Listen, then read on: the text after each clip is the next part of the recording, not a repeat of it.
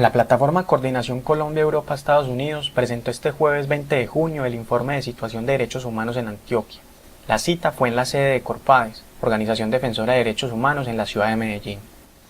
El informe presentado responde a los interrogantes de cómo se expresa la guerra en Antioquia, cuáles son los intereses económicos en la región y su relación con el conflicto, quiénes son las víctimas del mismo, quiénes son los principales agresores y, finalmente, cuál es la responsabilidad del Estado ante esta situación. ¿Cómo se expresa la guerra en Antioquia? Yo creo que nosotros podríamos dividir este asunto en dos. Uno donde el conflicto se evidencia, que es la Comuna 8 y la frontera es con la 9, Comuna 13, Corregimiento San Cristóbal, que incluye la Loma San Cristóbal, Altavista Comuna 16, ahora Comuna 7 y ahora está ahí digamos en ese lugar donde de Kennedy Robledo, esa nueva guerra que se hable.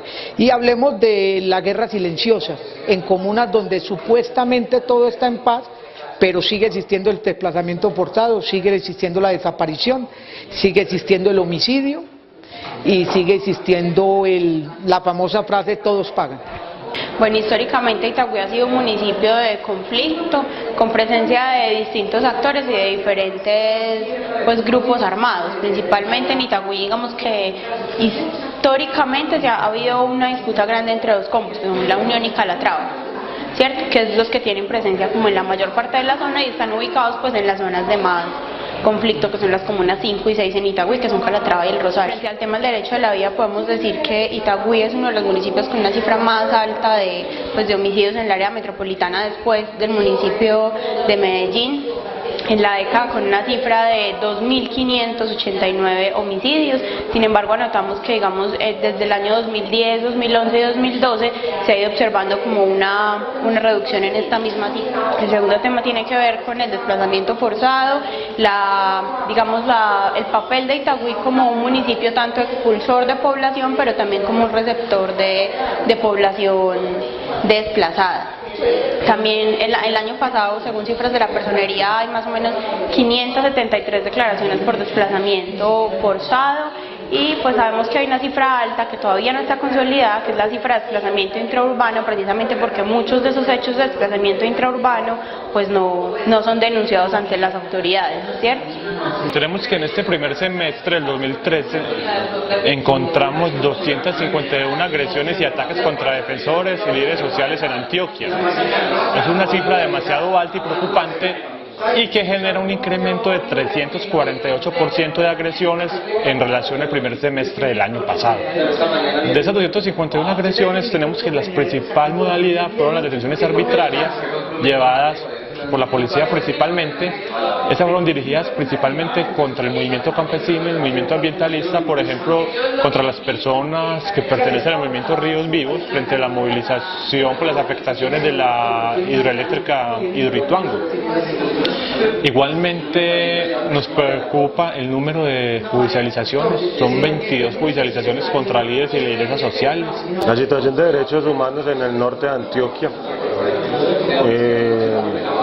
está en medio del conflicto armado, el plan de consolidación estatal y los intereses de multinacionales mineroenergéticas por extracción de minerales y de energía a través de hidroeléctricas. En este sentido hemos visto que la actividad de asociaciones campesinas como la Asociación Campesina de Ituango, la Asociación Campesina del Bajo Cauca, la Asociación Campesina del Norte de Antioquia y unas organizaciones hermanas en el sur de Córdoba está siendo incómoda para los intereses de estas multinacionales y los intereses del Estado por el dominio del territorio. ¿Cuáles son los intereses económicos en la región y cuál es su relación con el conflicto? Bueno, aquí estamos hablando de que hay unas finanzas criminales muy fuertes que incluye desde presupuesto público hasta contrabando, que incluye pagadiario, que incluye microtráfico, apuestas ilegales, incluye lavado de activos, prostitución, tráfico de armas, maquinitas, o sea, es una serie de cosas las que incluye. Sí, eso que permite mantener una muy robustas las estructuras armadas, las mantienen muy ilegales, las mantienen muy fuertes. Eso lleva a que se dé la nómina paralela, o sea que un sector del Estado, de la institucionalidad, esté bajo pago de la mafia o los paramilitares, y eso lleva a que pues obviamente si son muy fuertes las estructuras, eso permite tener un mayor control sobre la comunidad y un mayor control sobre los territorios. A mí me sorprendía, el día de ayer se hizo una reunión con los 12 alcaldes de los municipios de la zona de incidencia. Según el Twitter del secretario de Gobierno, el municipio de Buritica, que es uno de los municipios con mayor explotación minera de los 12 municipios, está diciendo feliz que no tiene ingresos superiores a los que le va a dejar el proyecto hidroeléctrico. La pregunta siempre es, bueno, ¿y toda la explotación minera que están realizando allá, entonces qué le deja al municipio? Ese es uno de los municipios que ya tiene explotación minera desde antes de iniciado el megaproyecto, pero todos los otros municipios van a tener explotación minera, tienen concesiones mineras, y se empieza a ver, sobre todo en la zona baja, un aumento de las hectáreas con monocultivo. Se conoce que una empresa chilena está comprando grandes extensiones de tierra en la zona baja del Cañón del Cauca, y que eso va a ser específicamente para monocultivos. Entonces hay una preocupación porque hay una presión por la venta de esas tierras, hay una presión por el tema del mercadeo de las tierras que no ha sido claro con ningún tipo de megaproyecto en este país. Hay una presión con el mercado de las tierras y sobre todo porque son zonas que han sido previamente despojadas. Nosotros hemos levantado la voz de alarma con el tema de las tierras que han sido abandonadas por las personas desplazadas y víctimas del conflicto armado, y por qué llegan entonces estas empresas, por qué llega Hidroituango a comprar esas tierras, si esas tierras precisamente debían ser restituidas a sus dueños legítimos, a sus dueños originarios, que eran los campesinos. Casi todos los presupuestos están siendo controlados por el Plan Colombia Responde, que hace parte de la estrategia de consolidación, y según ellos en una mecánica de enemigo interno, los que no están con ellos están contra ellos. En el plan de consolidación, los militares son los que están llevando las obras de inversión social, la construcción de infraestructuras públicas, de saneamiento básico, incluso ciertas actividades de salud en veredas y demás, lo cual a la vez de quitarle presupuesto a las juntas de acción comunal, a las asociaciones y a las organizaciones comunitarias, pone en vilo el derecho internacional humanitario en torno al principio de extinción. ¿Quiénes son las víctimas del conflicto? Por ejemplo, los reclamantes de tierra son organizaciones y personas que vienen víctimas del desplazamiento, del destierro y del despojo, adelantada principalmente por los grupos paramilitares. Su labor principal es la defensa y la lucha para recuperar su tierra, la reparación integral. Están centradas aquí principalmente en la región de Urabá. Las víctimas reclamantes de este informe, pues que arroja el informe, están ubicadas en la región del Urabá. Y las otras, como las organizaciones campesinas, son organizaciones que trabajan por el derecho al territorio, por la soberanía alimentaria, por la autodeterminación. Algunas de ellas también vienen trabajando e impulsando sus zonas de reserva campesinas, como en el norte de Antioquia. Otro sector, el sector campesino y ambiental, que viene trabajando en contra de las afectaciones por la construcción de Hidroituango. Y tenemos el movimiento estudiantil, que viene trabajando por toda la reivindicación de una educación pública al servicio del pueblo colombiano, que en los últimos año y medio viene entrando muy fuerte frente a la reforma de la Ley 30, la reforma de la Ley Nacional de Educación, y las organizaciones comunitarias que trabajan pues todos los juntas de acción comunal, comités barriales, que participan en presupuesto participativo y además todo lo que tiene que ver con el devenir del trabajo comunitario, las veedurías públicas. ¿Quiénes son los principales agresores?